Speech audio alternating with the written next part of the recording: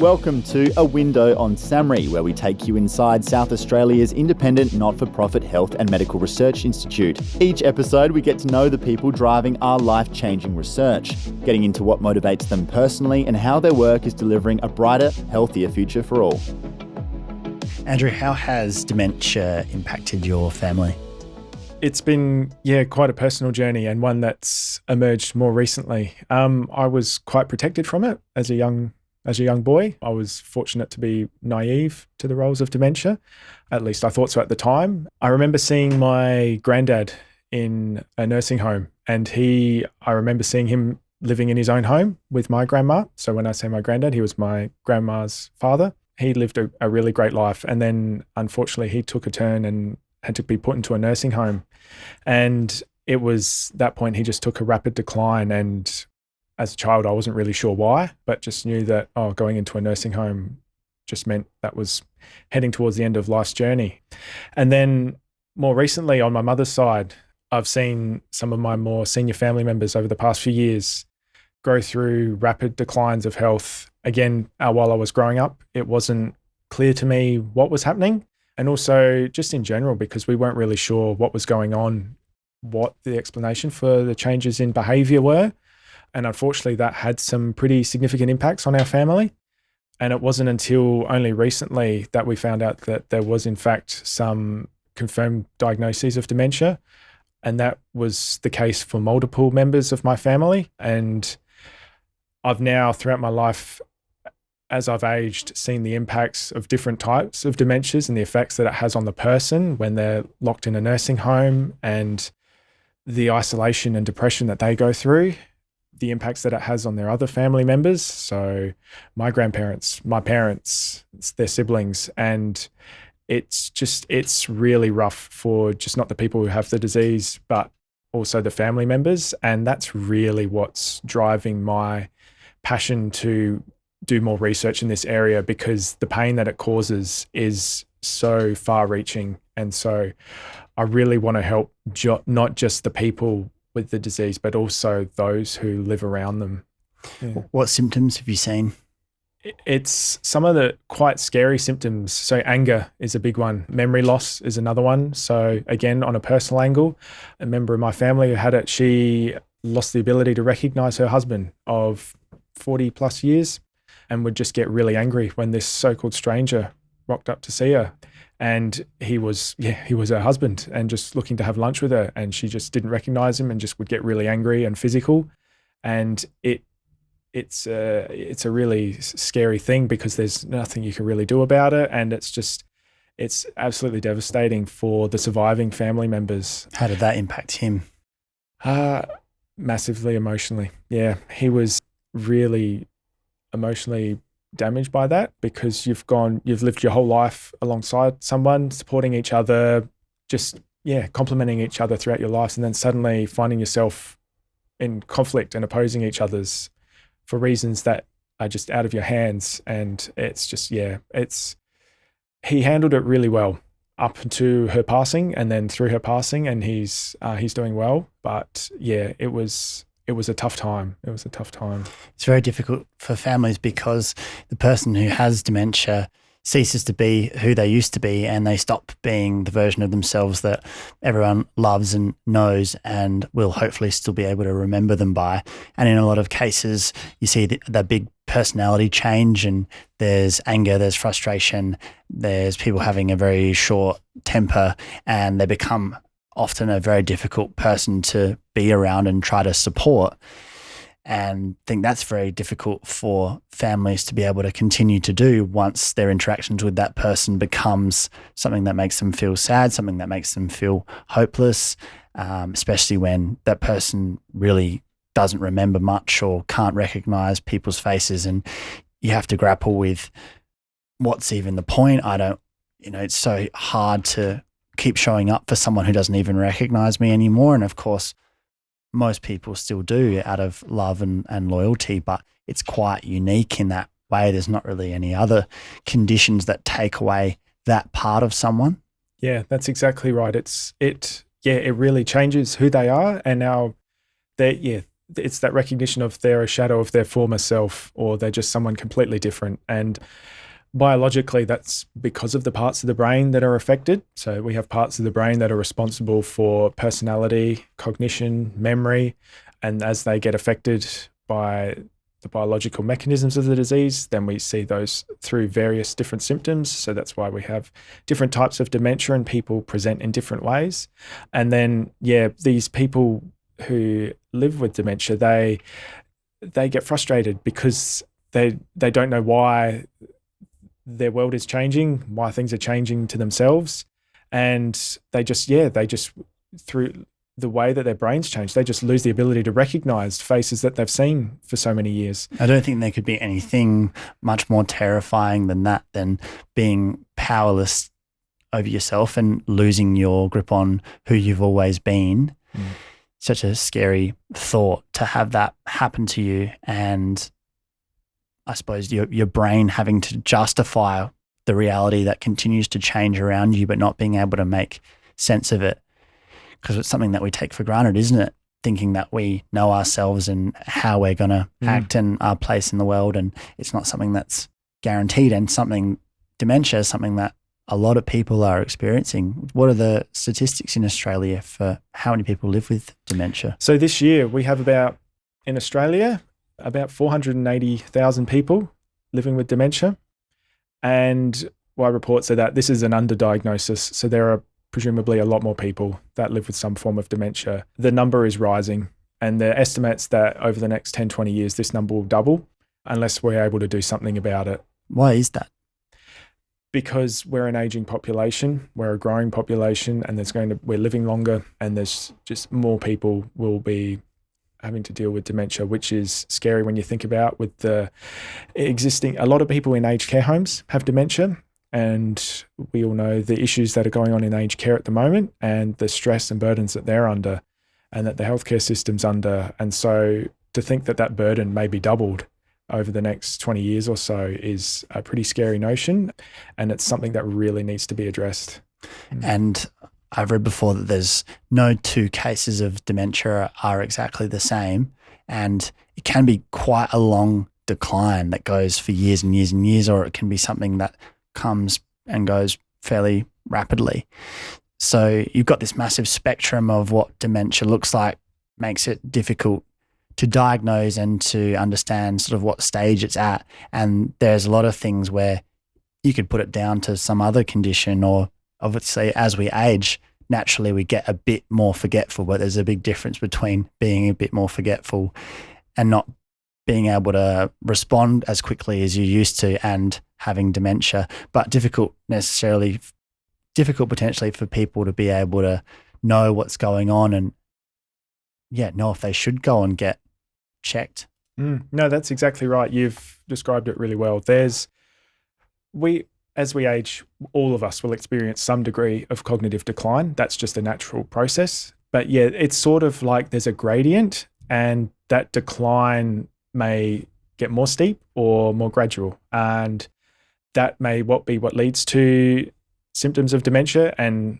actual diagnosis of dementia, and other people may not see a diagnosis. And that's where the research that I'm doing is shifting, as to seeing, well, what is causing that rate of decline? And a lot other research is showing that they're in fact steering away from the fact that it's primarily just a brain originated disease, and that there may be other facets or mechanisms within the body that are contributing to the rate of cognitive decline as we age and dementia.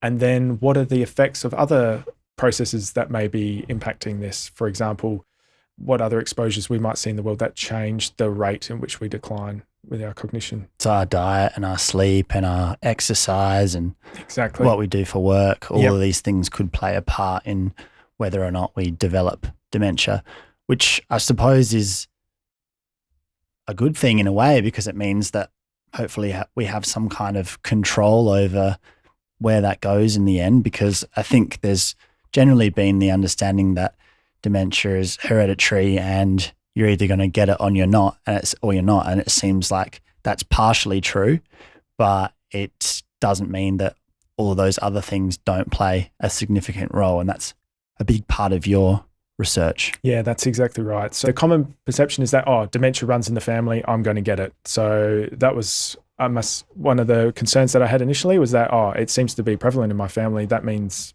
everyone in my family is going to get it, I'm going to get it. What can we do to stop it? But in fact, no, you're right. Genetics do play a part, but they're not they're not the only factor that dictates the risk that someone will develop dementia. And it is these other roles, which is becoming more and more increasingly only within the past couple of years that they're really finding that there's things like diet, smoking, education, other diseases like diabetes, heart disease. They're really having a significant impact on the risk of developing dementia. And a lot of these are linked with there's commonalities between other parts of the body that are changed in respect to these exposures. So for example, which is what my research focuses on, is the gut. And smoking, what we drink, that affects our gut health. And that in turn is what may be affecting the risk of developing dementia later in life. And it's these choices or these exposures that we're exposed to over a long period of time throughout our life may be determining how fast someone declines later in life. And if this is the case, as you're saying, the good thing is that these are easy to change. We don't have to look for a silver bullet drug. These are things that we can change person to person, and we can help guide people and inform communities as well as to how to better protect themselves into the future. Just explain how the gut microbiome is linked to dementia and the brain. Yeah, so it's an emerging area, and it's not one people often think of. They'll think of dementia, they'll think of it's just, what's going wrong in the brain.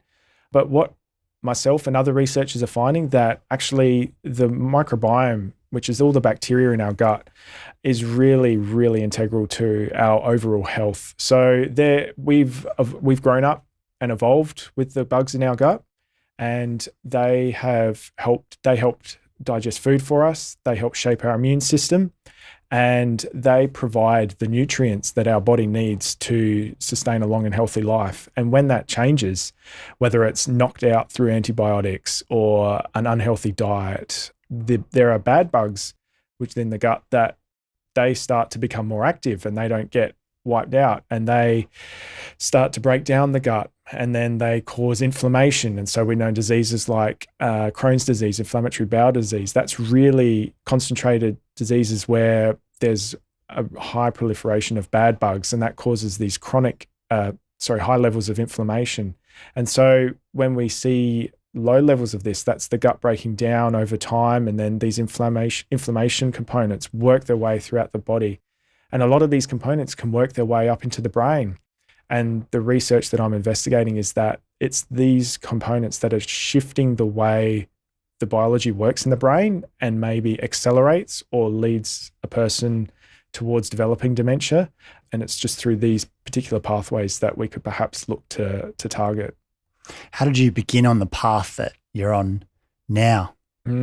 So I started, it's not a path I was expecting to take. I started my PhD in neuroscience. So I graduated from university, and I was really fascinated with the brain. I wanted to know how the brain works.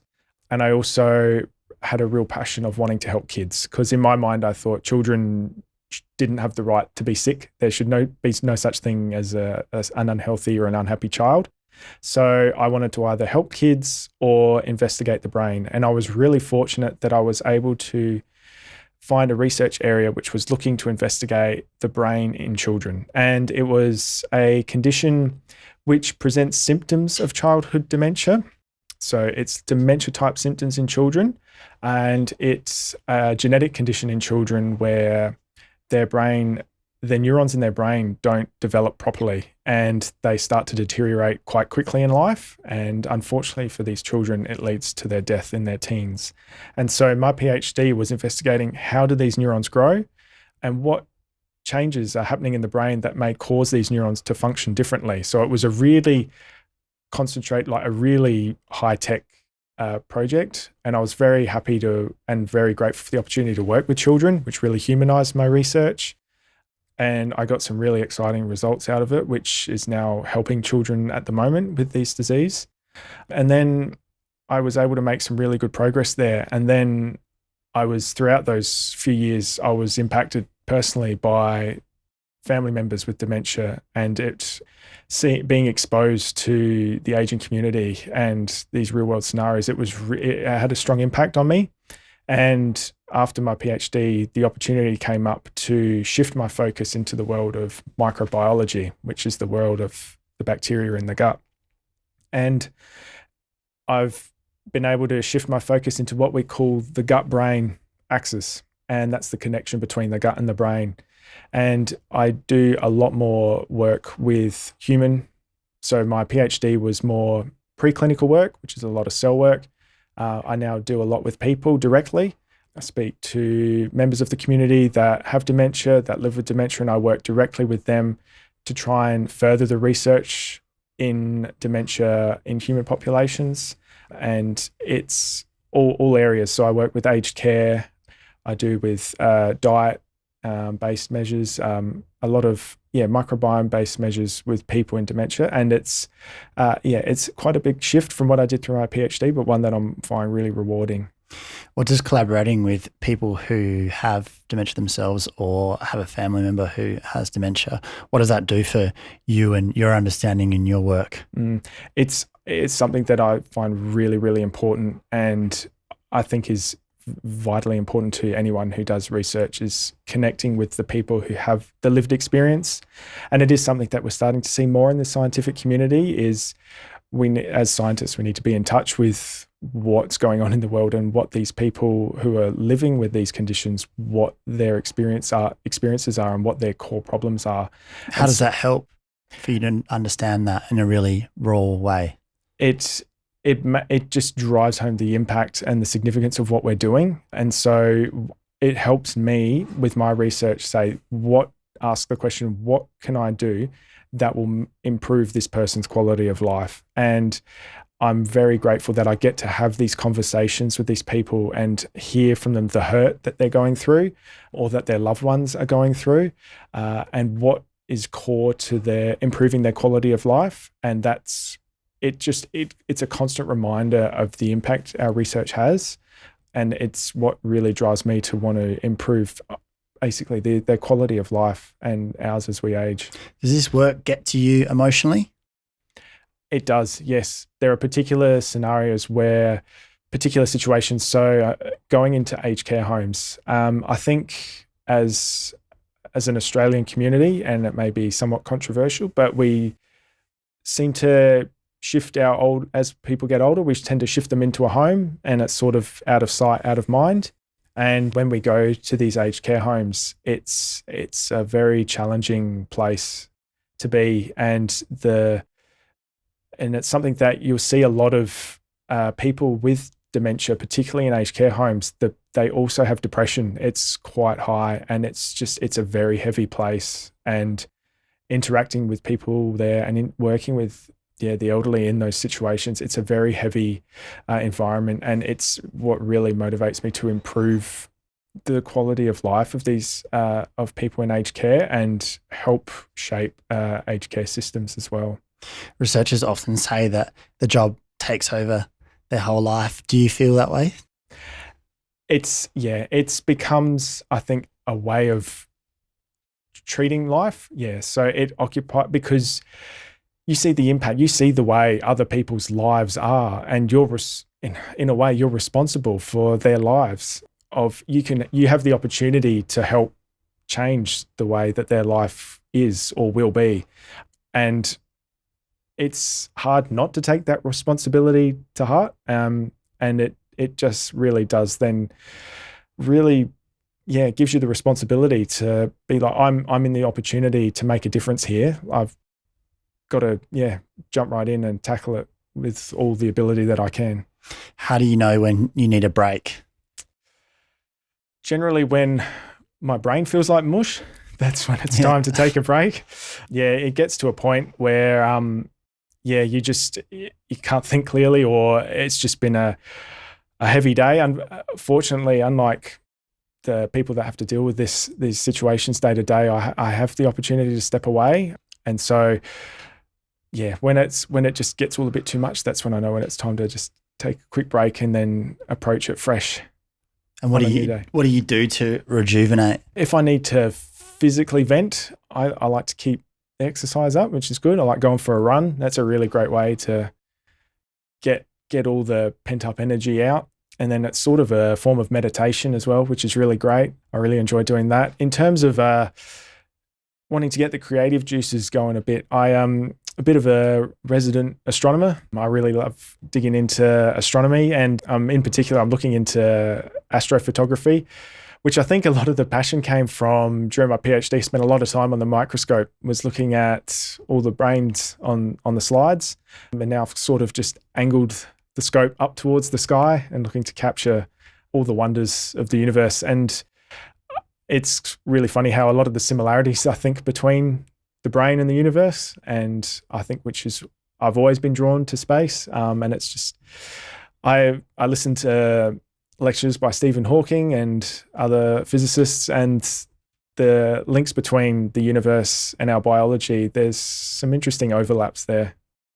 Does it feel like we might not ever fully understand our brain, just like we might not ever fully be able to get a grasp of the infinite abyss out there? No, I think I'm perhaps cautiously optimistic, or perhaps quite optimistic, but I think we're making strong grounds towards our understanding. Recent advances are just our science is moving really rapidly, and I think we're shifting the way we think, particularly with dealing with the complexities of the brain. And I'm fortunate to be in a position where I'm able to pursue new angles to the way we think, and that perhaps may be unlocking some of the answers which are hidden away for the brain. Do you think AI is going to play a role in the rate of progression? Perhaps. It's some of the technologies move really fast, where it always brings to mind to me the quotes from Jurassic Park, where it's like we scientists did what they wanted to, but didn't ask whether they should. It's that sort of thing. But I think AI in particular will help. It really helps take away some of it may have an impact which may not be directly apparent to us, or we might be a bit fearful of at the moment, but it may take away some of the more menial tasks. So we could get it to do some of the more mundane tasks and allow us as humans to focus on the more creative angles of trying to answer research questions. We could get it to do some of that number crunching. Yeah, exactly. Your SAHMRI's inaugural BRIGHT Accelerator, which means that some of the funds raised by the last BRIGHT Walk have gone towards supporting your research. What opportunity has that created?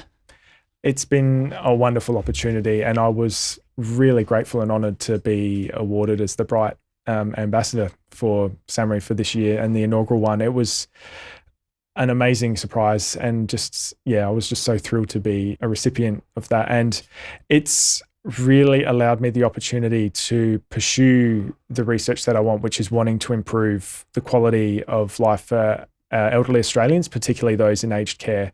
So I'm using this funds to work with researchers also at SAHMRI who are really experienced with aged care and people in aged care across the entire country.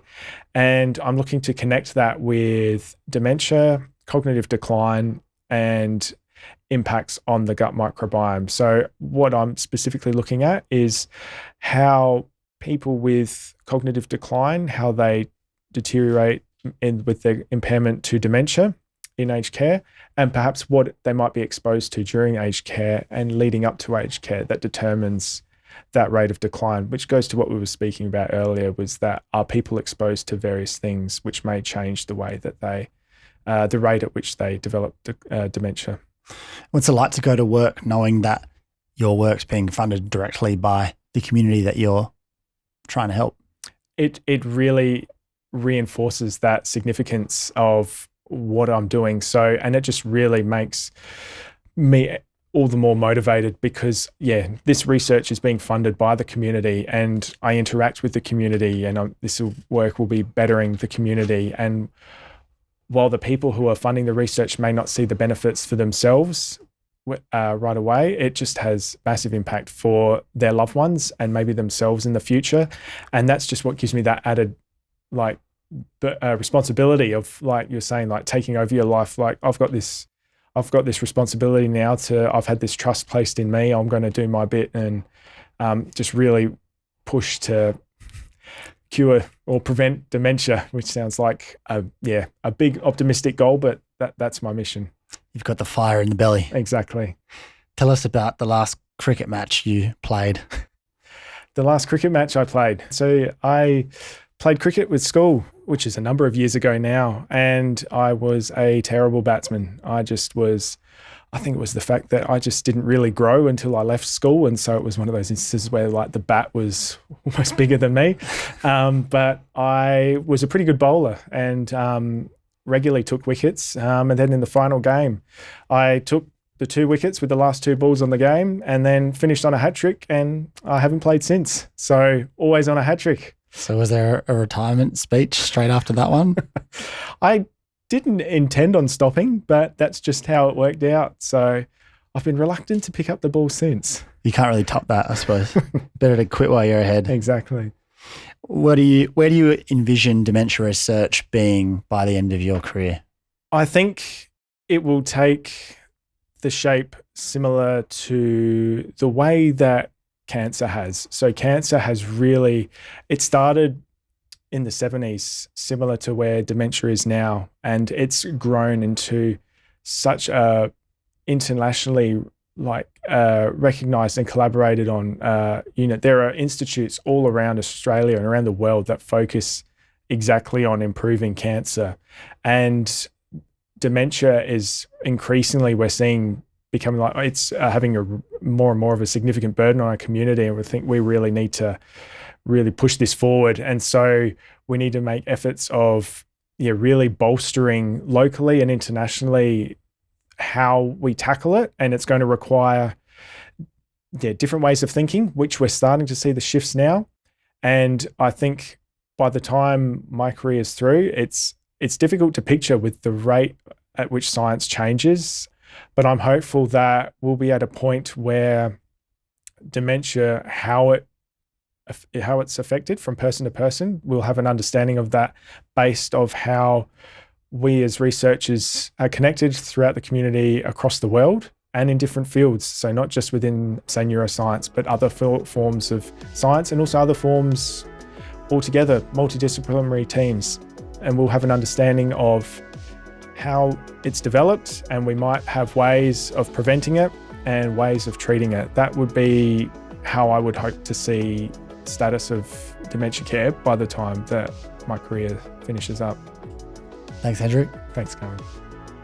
If you want to learn more about SAHMRI and the researchers working to build a brighter, healthier future for you and your family, head to samhri.org.au.